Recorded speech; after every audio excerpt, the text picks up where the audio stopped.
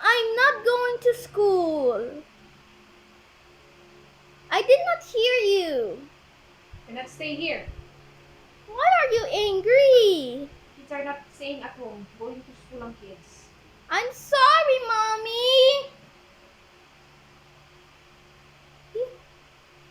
Sorry, Mommy. Why are you angry?